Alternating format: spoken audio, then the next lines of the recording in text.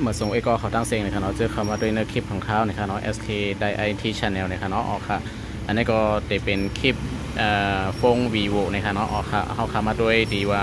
เครื่องติดโปรติดโปรนะครับเนาะว่าติดโปรส่วนที่เป็นซื้อมาถูกๆนั่นค่ะเนาะเพราะเขาขานจ่ายเงินเนี่ยมันใกล้ล็อกเครื่องล็อกซิมเนี่ยค่ะเนาะใส่ซิมไรจะนั่นเนี่ยค่ะเนาะไม่ได้ล็อกดีนาฟงเขาขานเนี่ยค่ะเนาะออกค่ะอันนี้ก็จะเป็น vivo Y17 เนี่ยค่ะเนาะออกค่ะ vivo Y17 เนี่ยค่ะเนาะออกค่ะหนังคือเขาคาเดฮูว่าเครื่องในติดโปรติดโปรลายเหลือนดีอันดีศูนย์มันขายถูกออกมานั่นนะคะเนาะค่ะสังเกตว่าเขาขากว่าซื้อปงมือซองว่าสังว่าเช่นไหนนะคะเนาะกว่าซื้อมาญ่าเนี่ยเขาขาเดซุ่มเนี่ยค่ะเนาะเขาขาเดเจิมไรเนี่ยค่ะเนาะเพราะว่าเขาขามาใจแห่หมอกเลือนกล้วยเนี่ยค่ะเนาะเครื่องมันหลอกนะคะเนาะพวกมันหลอกเนี่ยมันก็ดีให้เขาขาใจอะไรเนี่ยค่ะเนาะปุ่มกว่าจ่ายเงินให้ครบดีส่วนดีอันเป็นขายนั่นนะคะโอเคอันนี้ก็จะเป็น vivo y 17นะคะเนาะอันนี้เขาขามีลาย7ด้วยมันนะคะเนาะว่ามันติดนะคะเนาะเขาดี7นี่นะคะเนาะเขาขาก็มาดีโทรออกนะคะเนาะพอมาถึงดีในเขาขาก็ติ๊กดีดอกจันนะคะเนาะแล้วก็ดอกจันสี่เหลี่ยมนะคะเนาะ225นะคะเนาะโอเคอันนี้ก็ติ๊กชับนะคะสี่เหลี่ยมแทงก้ามนะคะเนาะเพราะว่าเขามาดีนาในนะคะเนาะมันจะมี version test นะคะเนาะดีนะคะเนาะเขาขาก็เขามาดังเตอสุดๆนะคะเนาะ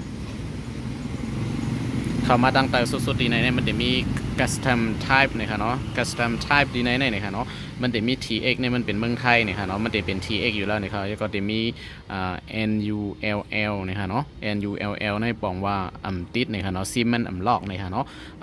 มันเจออะไรกูซิมอยู่นะคะเนาะมีล็อกค่ายเครือข่ายนะคะเนาะมันจึงดีแท็กวันดูคอทูมูฟจะไหนนะคะเนาะสังเกตว่าเป็นเครื่องดีมันติดโปรส่วนอยู่นะคะเนาะมันล็อกเครือข่ายไว้นะคะเนาะมันล็อกแคเรียนะคะเนาะก็จะเป็นดีในจะเป็น TX แล้วก็คอมาแล้วก็จะเป็น D tag นะคะเนาะพวกเป็น AIS เนี่ยก็จะเป็นวันดูคอนะคะเนาะพวกเป็น True เนี่ยก็จะเป็นของ True Move เนี่ยค่ะเนาะก็ดีในโลพังสตีเสด้วยดีในเนี่ยค่ะเนาะสังเกตว่าเขาคาตัวอย่างมันมีว่า D tag ในอันนั้นเสิร์ฟเลยซิม D tag เมลเร็วเนี่ยค่ะเนาะดีกว่าเสิร์ฟ AIS วันดูคอมไลท์ทูมไลท์เนี่ยค่ะเนาะอ๋อค่ะสังเกตว่ามันเป็นทูเนี่ยก็ดีกว่าเสิร์ฟต่างอันนั้นไลท์เนี่ยเขาคาดีไลท์ใจซิมอันนั้นกล้วยเนี่ยค่ะเนาะอ๋อค่ะสังเกตว่าเขาคามาด้วยมีเป็นมันจะเป็น NULL อันนี้ค่ะเนาะอันนี้ในใส่ไลกูซิมเนี่ยค่ะเนาะไลล็อกแคเรียไว้เนี่ยค่ะเนาะอ๋อค่ะอันนี้ก็จะเป็นคลิปวนว่าจะมีพรลีดอนดาวิกอเขาเจอส่งจะซื้อฟงมือ2อันนั้นก็เป็นพ่อก้าแม่ขายเนี่ยค่ะเนาะก็จะมีพรลีลายเจ็ดด้วยเนี่ยค่ะเนาะ vivo เนี่ยค่ะเนาะอ๋อค่ะอันนี้ก็เป็นคลิปเฮ็ดลายเจ็ดด้วยนี่ค่ะเนาะว่าฟงเขาขานั้นล็อกซิมล็อกเนี่ยค่ะเนาะก็เด็กบันดี